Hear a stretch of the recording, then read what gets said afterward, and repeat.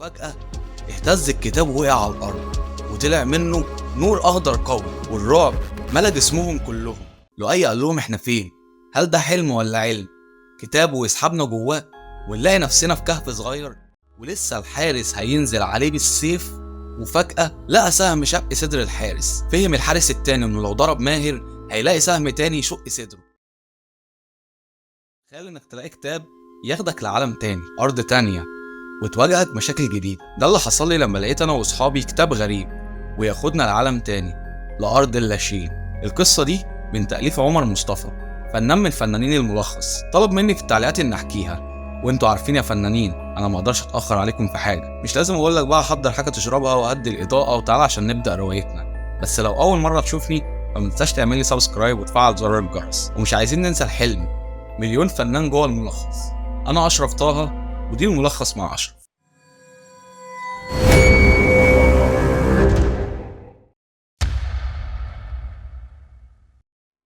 بيقول الكاتب: انا ماهر في سنه 6 كليه طب جامعه المنيا، وابوه من اغنى اغنياء مصر، وكان عايش لوحده في فيلا في المنيا، وعنده 3 اصحاب، حسن ومازن ولؤي، وكانوا بيتقابلوا كل جمعه في اخر الشهر.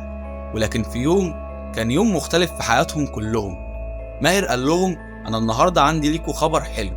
وانا خارج من الجامعه لقيت واحد بيبيع كتب وروايات، فقلت اشتري منه روايه او كتب اجيبها لحسن، بما انه مزهقنا بسبب الروايات اللي بيقراها كل يوم.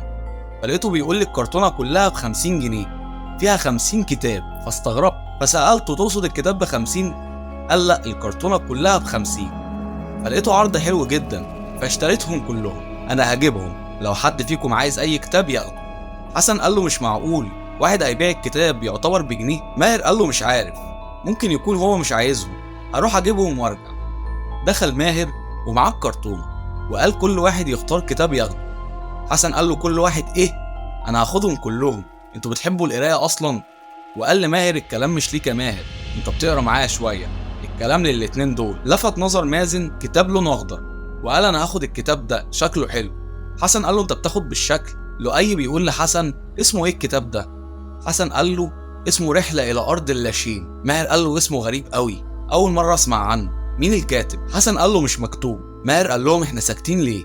افتحوا الكتاب شوفوا بيتكلم عن ايه. سحب ماهر الكتاب من لؤي، لقاه شبه الصندوق ومكون من صفحتين بس، ومكتوب على كلمه واحده. وقال لهم: ايه اللغه دي؟ مازن قال له: مكتوب لوتيفا تلاشين. قال له: يعني ايه لوتيفا تلاشين؟ وفجاه اهتز الكتاب ووقع على الارض، وطلع منه نور اخضر قوي، والرعب ملا جسمهم كلهم، واتسمرت رجليهم بارضيه الاوضه.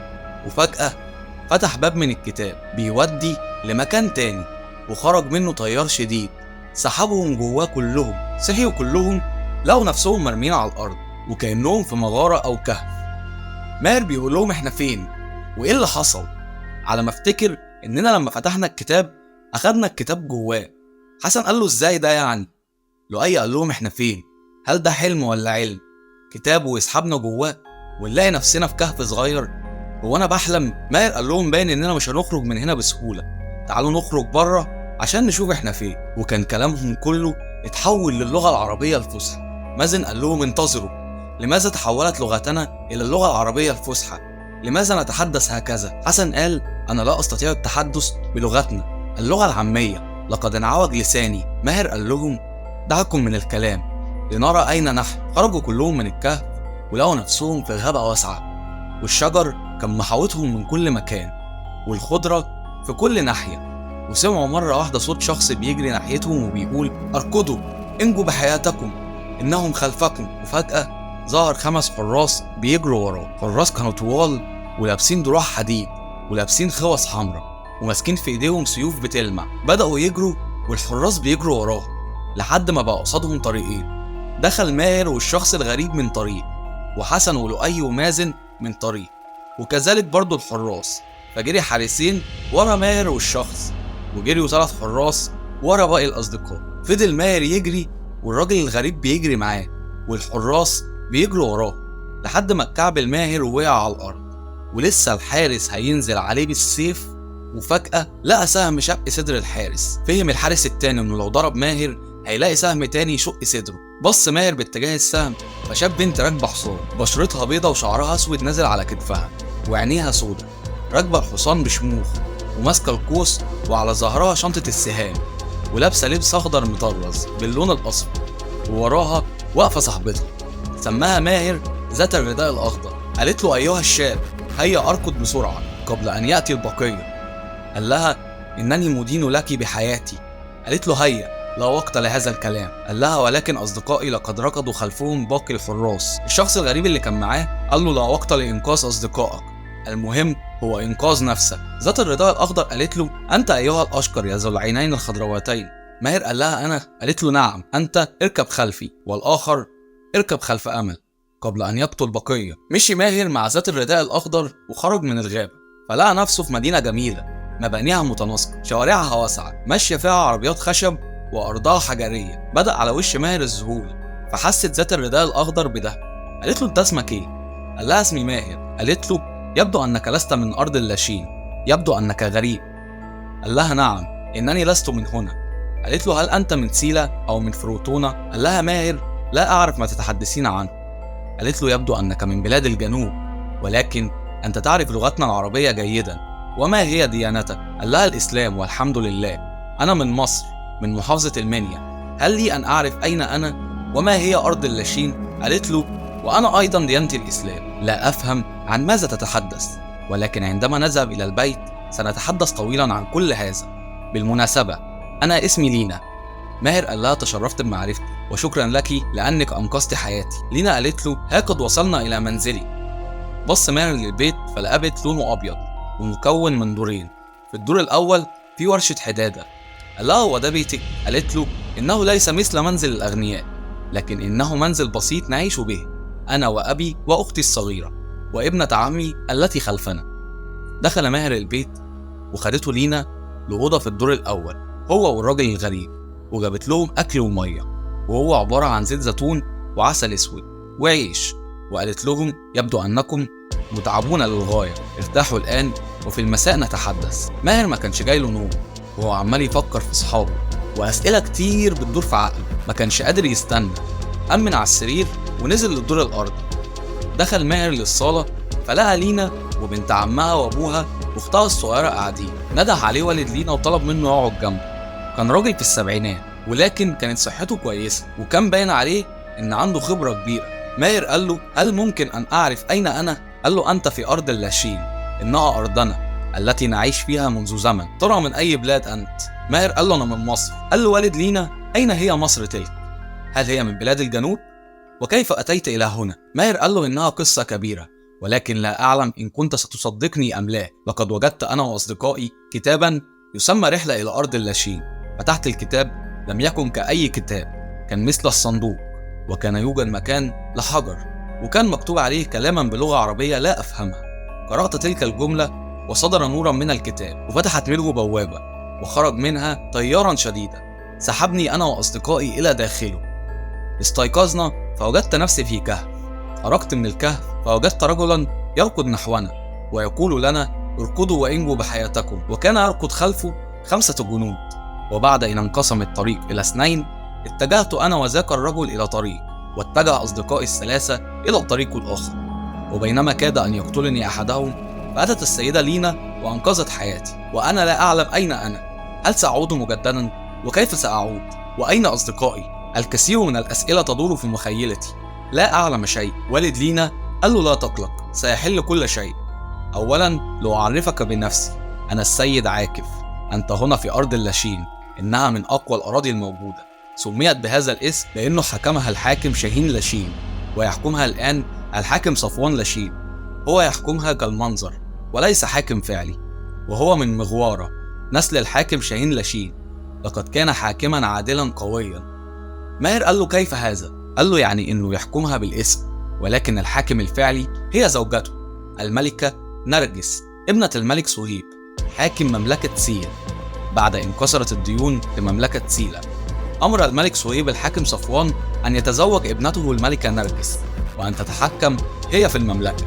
أما بالنسبة لأصدقائك فبالتأكيد قد أخذوهم أسرى. ماهر قال له كيف يعني أخذوهم أسرى؟ هكذا لن أقابلهم مرة أخرى، السيد عاكف قال له يجب أن ننقذهم قبل أن يأخذوهم أسرى إلى مملكة سيل.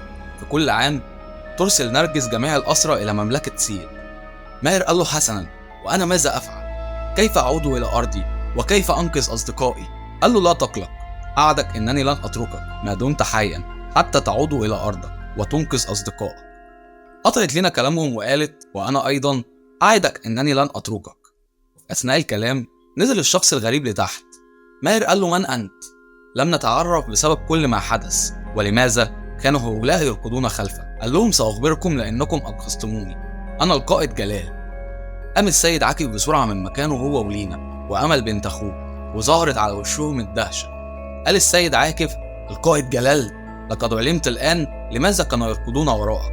بالتأكيد إنهم يبحثون عنك في جميع منطقة براوني، ولكن ألم يتم إعدامك؟ القائد جلال قال له بعد إن اعترضت على ظلم نرجس التي سببته الأرض اللاشين من نهب أموالنا وإرسالها إلى مملكة سيلة وقتل الأبرياء كل عام وغلو الأسعار بعد أن تزوجت بالملك صفوان، فعندما اعترضت أمرت بإعدامي وكانت محاكمتي غدا، ولكن أخرجني أحد أصدقائي فهرب وعلموا الحراس إنني هربت، وهكذا ركضوا ورائي. وعندما قابلت ذلك الشاب وأصدقائه بالتأكيد ظنهم من أتباعي. السيد عاكف قال له لقد علمت كل براوني أنك عندما نضلت من أجل أرض اللاشين أمروا بإعدامك. وحزن الجميع حزنا شديدا. همس ماهر في ودن لينا وقال لها لا أفهم أي شيء من جلال، وما هي براوني؟ لينا قالت له نخرج إلى الحديقة وسأشرح لك كل شيء. خرج ماهر ولينا للجنينة. قالت لينا سأشرح لك كل شيء لأنني وعدتك أنني لن أتركك حتى تعود إلى وطنك وتنقذ أصدقائك. أولا أنا اسمي لينا، وأنا أعيش في هذا المنزل مع أبي وأختي الصغيرة وابنة عمي. توفت والدتي عندما كانت تلد أختي الصغيرة، أي منذ 10 أعوام. عندما توفت والدتي كان لدي 15 عاما. كانت أمي هي كل حياتي، كانت دنياي الجميلة. نزلت الدموع من عين لينا، بعدين كملت ومن بعد أن توفت والدتي تحملت أنا هم الدنيا كلها، حيث إنني كنت أهتم بأختي التي كانت حديث الولادة. وبعد أن توفت والدتي مرض أبي مرضا شديدا من شدة حزنه على أمي، وترك مهنة الحدادة التي كانت تصرف علينا. عشنا أياما شداد، لم أكن أستطيع أن أوفر ثمن الدواء الخاص بأبي، فقررت أن أعمل أنا مكان أبي في صناعة السيوف والدروع، وفتحت منزلنا مرة أخرى. بل وكنت أعلم الفتيات والفتيان كيفية استعمال السيوف والسهام، وكنت أكسب المال من هذا. وبجانب كل هذا كنت أتعلم وكنت أقرأ الكتب حتى شفي أبي تماما وعاد إلى عمله مرة أخرى، حتى أتى أسوأ يوم على أرض اللاشين، وهو زواج الملك صفوان من الملكة نرجس ابنة الملك سهيل. ومع ذلك الحين تغيرت أرضنا تماما. بعد أن كانت أكثر البلاد عدلا أصبحت أكثرها ظلما، حيث كل عام يأخذون جميع الفقراء في أرض اللاشين ويرسلونهم عبيد إلى مملكة سيلة. بل وغلت أسعار كل شيء، والظلم والقتل أصبح مباح. يهدمون المنازل، يقتلون الأطفال والنساء والشيوخ، يستعبدون الرجال. ماهر قال لها ولكن لماذا يصمت أهل أرض اللاشين؟ لماذا لا يتحدثون؟ لماذا يقبلون الظلم والإهانة؟ لينا قالت له لأنه لو تحدثنا ستتدخل سيلة في هذا الأمر، ولكن أنت لا تعلم أن سيلة أقوى مملكة الآن. وكما رأيت عندما اعترض القائد جلال على هذا أمروا بإعدام. عندما يأتينا البلاء والمصيبة فإن الله يختبرنا بها لكي يعلم هل سنحمده أم لا، وإن الله إذا حب عبد ابتلاه. يجب أن نصبر ونعاود المحاولة، لا ننقصر منذ أول شيء يصيبنا. ماهر قال لها ولماذا تعيش ابنة عمكم معكم؟ قالت له لقد قتل جنود المملكة عمي وزوجته بسبب إنهم اعترضوا على هذا الظلم. قال له ما هي براوني تلك؟ قالت له تنقسم أرض اللاشين إلى 4 مناطق. المنطقة الشمالية وهي براوني، وهي منطقة الصناعة، سكانها متوسطون الحال. بعدها المنطقة الشرقية وهي تسمى جندوانا، ويفصلنا عنها غابة الجندوان وهي التي خرجت منها. والمنطقة الشرقية هي منطقة القصر الملكي، ويوجد بها الكثير من قصور التجار والوزراء وكل أغنياء أرض اللاشين. والمنطقة الجنوبية وهي تسمى فلوريدا، وهي منطقة الزراعة والتعدين، حيث يوجد بها جبل فلوريدا ويعيش بها فقراء اللاشين. ثم المنطقة الغربية وهي الحد الفاصل بيننا وبين مملكة سيلة، وتسمى بأليرا، وهي منطقة التجارة، ويوجد بها المدارس والأسواق، وبها أكبر سوق بأرض اللاشين وهو سوق أليرة. وبالليل اتجمعوا كلهم على العشاء، وقال القائد جلال: ماهر، لقد حكى السيد عاكف لي عن قصتك بأكملها، وأنا كما وعدتك إنني لن أتركك. أولا لنجد اسم الكتاب خاصتك. وما هو هذا الكتاب؟ إن لي صديق في أليرة تحديدا، في سوق أليرة، يسمى سلام، وهو خبير بالكتب الأسطورية، ربما يعرف كتابك ذاك. لينا قالت لهم: إذن علينا أن نستيقظ مع شروق الشمس لكي نذهب. أنا لدي عربية سنذهب بها. ومع شروق الشمس صحي واستعدوا للمروح. ادت لينا ماهر خنجر صغير وقالت له: ليبقى هذا معك، ستحتاج. مشوا كلهم ورا القائد جلال ودخلوا السوق.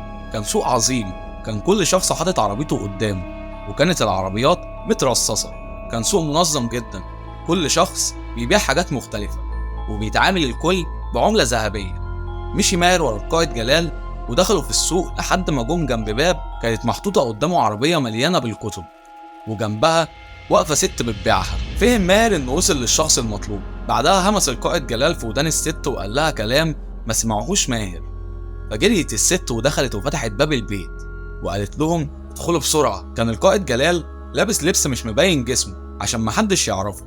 دخلوا البيت وطلعوا للدور الأول، ودخلوا أوضة من الأوض، فلقاها ماهر مليانة كتب، وجنبها قاعد راجل في ال30 من عمره. وأول ما شاف الراجل القائد جلال جري عليه وخده بالحضن. فهم ماهر إنهم صحاب جدا ويمكن يكونوا اخوات، وحكى القائد جلال لصاحبه ومراته كل حاجة، وحكى لهم قصة ماهر، وقال لهم: لقد وعدت إنني لن أتركه، وإننا الآن نبحث عن كتاب أسطوري، فقلت إنني لن أجد ذلك الكتاب إلا عندك، اسمه رحلة إلى أرض اللاشين. سلام قال له: لا أريد أن أرعبكم، ولكن هذا كتاب تم تأليفه من قبل سحرة الملك شاهين لاشين، مؤسس مملكة اللاشين، حيث أمر أحد سحرته بصنع كتاب سحري له.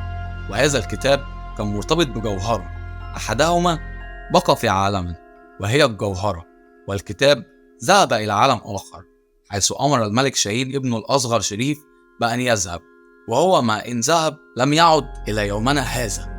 طيب لو عايز تعرف ايه اللي هيحصل بعد كده، متنساش تعمل سبسكرايب وتفعل زر الجرس عشان اول ما ارفع الحلقه الجايه توصلك على طول. وبطلب منك لو الفيديو عجبك تعمل لي لايك وشير للفيديو، واكتب لي في التعليقات حابب نتكلم عن روايه تانية في الحلقات اللي جايه ولا نكمل في الروايه دي، عشان الموضوع ده بيفرق في الظهور يا فنانين. ومش عايزين ننسى الحلم، مليون فنان جوه الملخص. انا اشرف طه، ودي الملخص مع اشرف.